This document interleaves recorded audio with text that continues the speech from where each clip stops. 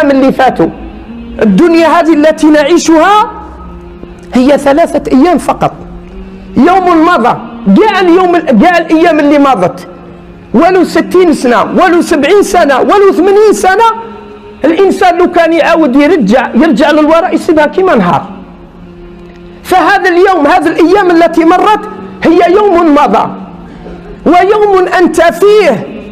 هذا اليوم الذي أنت فيه لا بد وعلى المؤمن لازم يغتنم هذا اليوم الذي هو فيه. ويوم هو آتي وهو يوم الغد بإذن الله تعالى. ولكن يوم الغد هل واحد فينا من هذه الجماعة ولا في الدنيا راهو عارف بأنه يعيش ليوم الغد؟ لا، ما يعرفش. يقول الله عز وجل: وما تدري نفس ماذا تكسب غدا.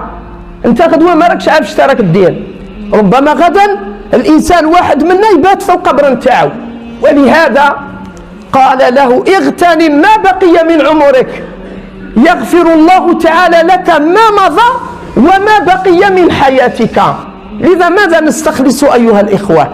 أن هذه الأيام التي تمر بسرعة تقربنا من لقاء الله عز وجل. فما هو الواجب علينا؟ ضرورة اغتنام هذه الأيام، هذه الحياة الدنيا التي خلقنا الله عز وجل فيها من أجل العبادة.